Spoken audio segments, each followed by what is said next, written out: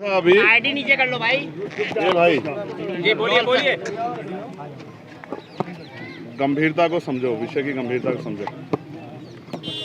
मैं यहाँ उन बच्चों से मिलने के लिए आया जिनके ऊपर हुए हमले को इस जिले ने नहीं, इस प्रदेश ने नहीं, पूरे देश ने देखा। मॉब लिंचिंग एक ऐसा विषय है जिस पे सरकारें भी गंभीर हैं, सुप्रीम कोर्ट भी गंभीर है और लगातार ये चर्चा का विषय बना रहता है। किसी को भी अधिकार नहीं है, वो हिंदू हो, मुसलमान हो, वो किसी भी जाति धर्म का हो, कि वो सिर्फ अपने एजेंडे को कामयाब करने के लिए पीट पीट के किसी की जान ले ले।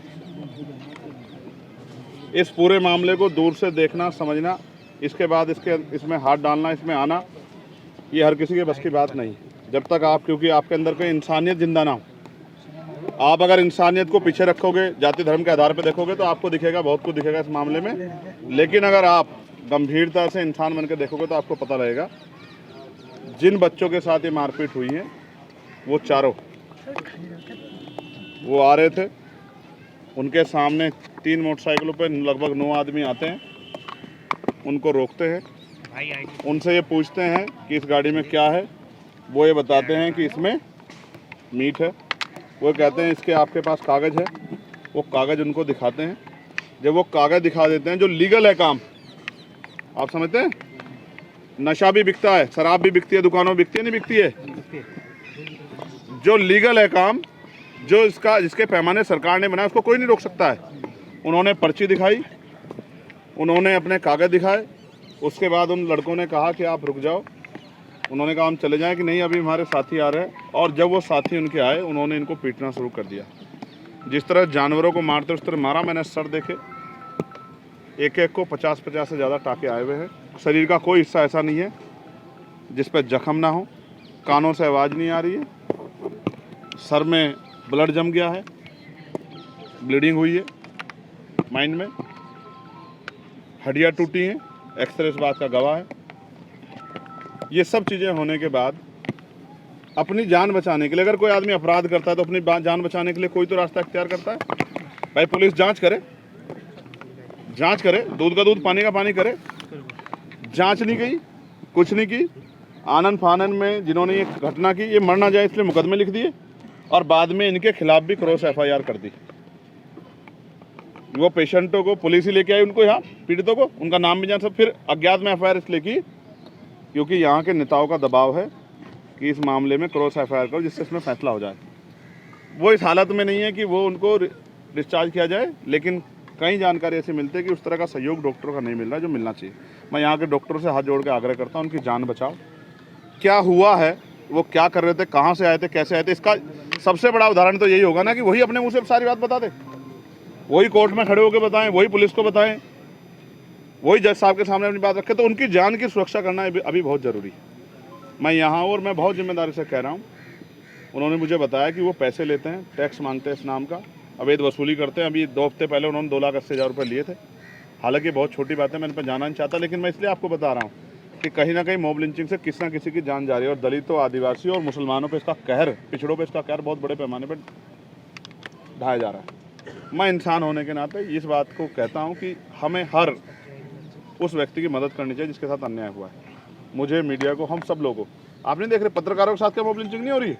कोई पत्रकार अगर किसी नेता के खिलाफ सही न्यूज़ चला दे रहा है तो उस पत्रकार की मॉब लिंचिंग हो जा रही है। ये आज सवाल लोकतांत्रिक व्यवस्था पे, हमारे संवैधानिक मूल्यों पर है। इसलिए मुझे और आपको जोर शोर से आवाज़ उठानी चाहिए कि उन बच्चों को अच्छा इलाज मिले, वो स्वस्थ हो जाए और फिर उनको न्याय मिले, और उनके खिलाफ जो झूठी FIR की गई है उसको रद्द किया जाए। अभी कैसे इंसाफ दिलाएंगे, कैसे लड़ाई लड़ेंगे इनकी? अभी एक बहुत इंपॉर्टेंट पॉइंट ये है, पार्लियामेंट में कानून बना है, सुप्रीम कोर्ट ने संज्ञान लिया है, और एक धारा है 117 की 4 BNS की, वो धारा मॉब लिंचिंग में लगती है। सुप्रीम कोर्ट का ऑर्डर है, सुप्रीम कोर्ट का आदेश है, वो धारा इसमें नहीं लगी।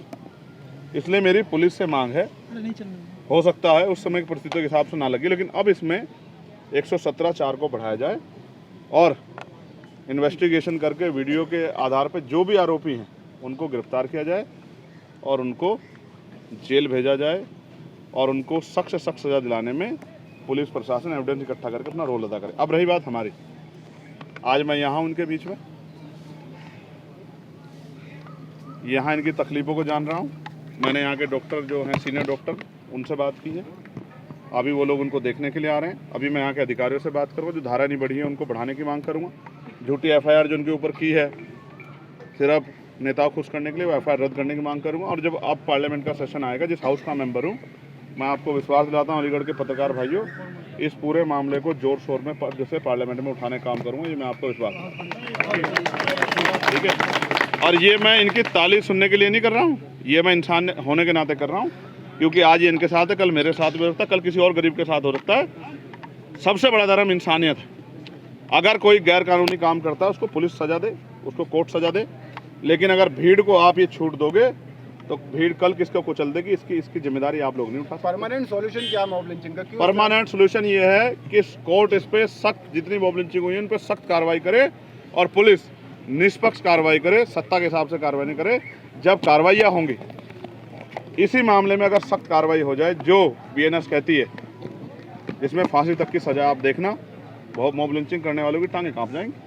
पुलिस से कार्रवाई की मांग कर रहे हैं, जबकि घायलों का आरोप है कि पुलिस मौजूद थी और उनके साथ मारपीट हो रही थी। देखो भाई, पुलिस सरकार की होती है, स्टेट पुलिस है, स्टेट के अधीन है, एडमिनिस्ट्रेशन स्टेट के अधीन है।